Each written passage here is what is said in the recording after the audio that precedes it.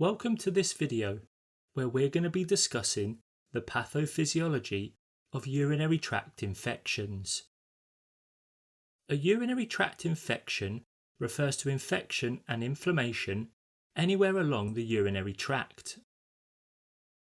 Before we look at the pathophysiology of urinary tract infections, we're going to go over some basic anatomy and physiology.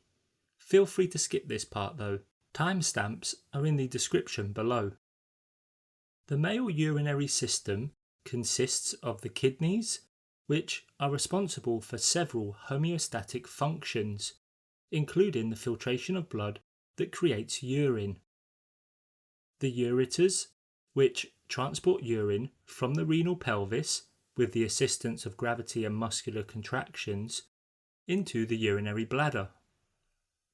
The urinary bladder is a hollow, distensible, muscular organ which holds and collects the urine until the stretch receptors detect that the bladder is nearly full and initiate contraction of the bladder and excretion of the urine.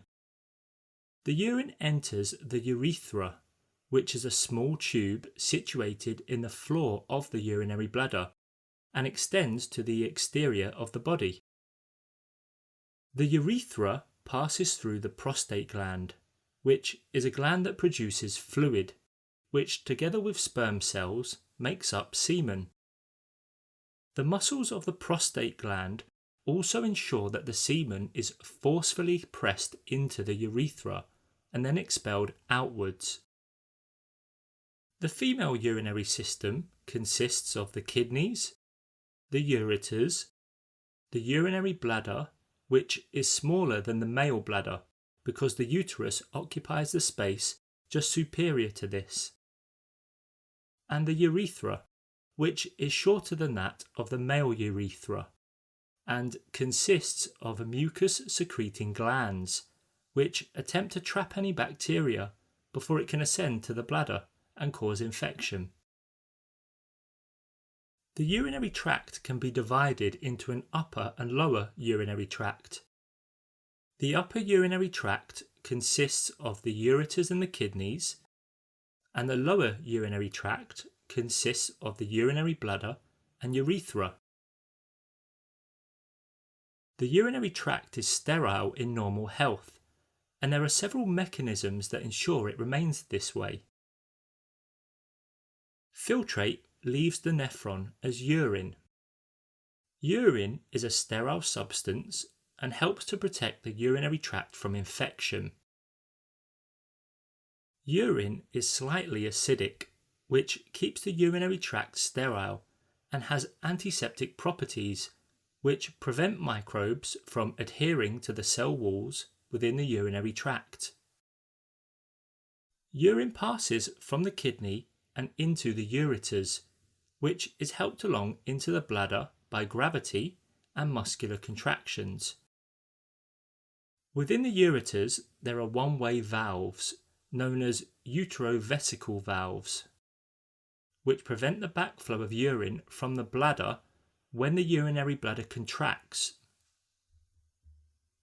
The male prostate gland also plays an important role in ensuring a sterile environment, as the prostate secretes fluid which has antimicrobial properties. In females, the natural flora of the vagina and its acidity helps to protect against infection, and this is due to a bacteria naturally found in the vagina called lactobacilli. Finally, there are immunoglobulin A antibodies that line the cell mucosa within the urinary tract, as well as other mucous membranes throughout the body.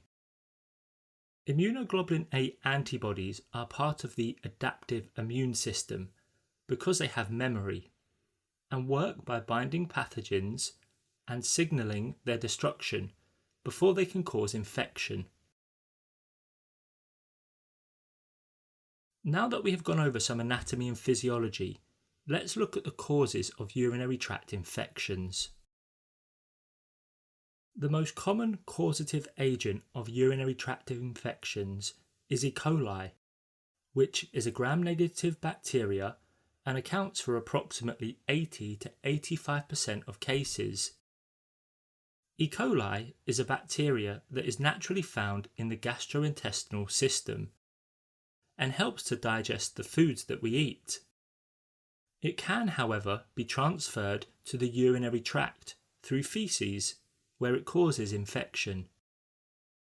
Other causes include Staphylococcus saprophyticus,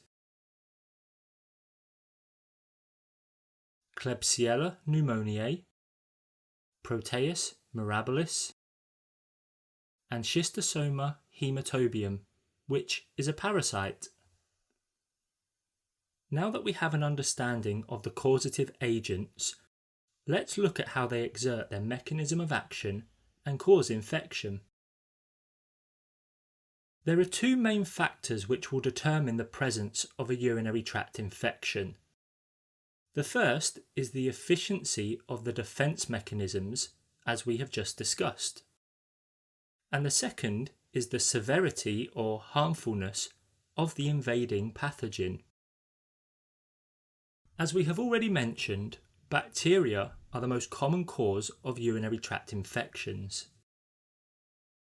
As bacteria invade and host defences fail, these bacteria colonise within the urinary tract and move in a retrograde fashion from the urethra and into the bladder. These bacteria release harmful toxins which damage the cells of the urinary tract.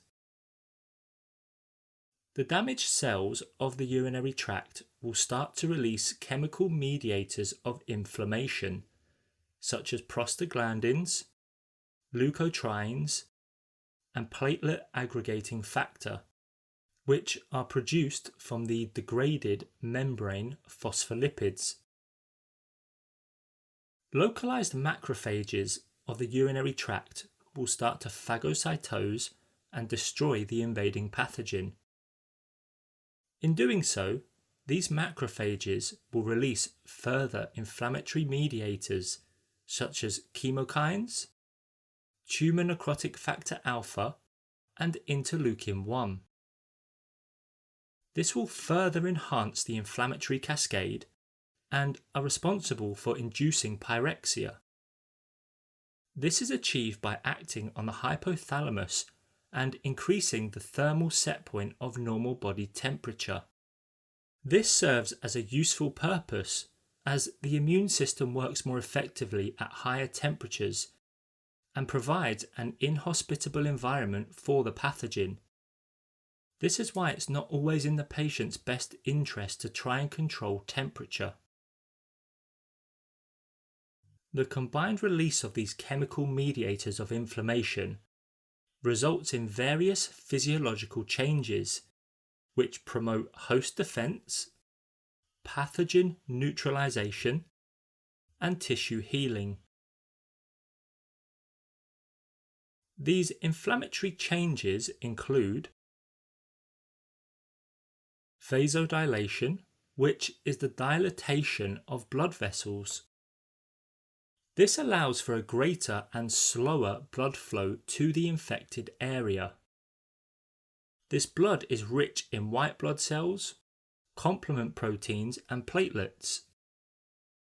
White blood cells and complement proteins will help to destroy the invading pathogen, and platelets will cause localized clotting to help try and contain the bacteria to an isolated area. The slower blood flow in this area will allow the white blood cells and platelets to adhere to the damaged endothelial cells. Inflammation also leads to increased capillary permeability. Endothelial cells, which line the blood vessel wall, are normally packed tightly together. But during the inflammatory process, the gaps between these cells increase. This allows white blood cells, complement proteins, platelets, and fluid to move from the vascular compartment and into the localized tissue, causing edema. Another important aspect of the inflammatory process is chemotaxis, which is the movement of a cell from one part of the body to another in response to a chemical stimulus. In this incidence, it is the movement of white blood cells, complement proteins and platelets to the localized tissue that is infected. This is also combined with the expression of cell adhesion molecules on the endothelial cells, which allows these white blood cells and complement proteins to bind and enter the infected area. As we mentioned earlier, the urinary tract is divided into an upper and lower urinary tract. The upper urinary tract consists of the ureters and the kidneys, and the lower urinary tract consists of the urinary bladder and urethra, as well as the prostate gland in males. As well as categorizing the infection as lower or upper urinary tract, we can be even more specific. Infection that is isolated to the urethra is known as urethritis. Infection of the prostate gland is known as prostatitis. Infection of the bladder is known as cystitis, and this is the most common urinary tract infection. Infection of the ureters is known as ureteritis, and infection of the kidneys, in particular the renal pelvis, is known as pyelonephritis. If the bacteria are able to evade the immune system and survive, then they may move from a lower urinary tract infection and cause an upper urinary tract infection. To recap, a urinary tract infection refers to inflammation of the epithelial cells anywhere along the urinary tract.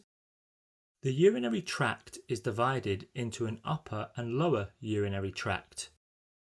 The upper urinary tract consists of the ureters and the kidneys, and the lower urinary tract consists of the urinary bladder and the urethra, as well as the prostate gland in males. The most common cause of urinary tract infections is that of E. coli, which is a gram-negative bacteria and accounts for approximately 80 to 85% of cases. Thank you for watching, and I hope you found this video helpful. Be sure to check out our other video on urinary tract infections, where we discuss the causes, signs, symptoms and treatment. And if there are any other topics you would like us to cover, then please leave a comment in the comment section below.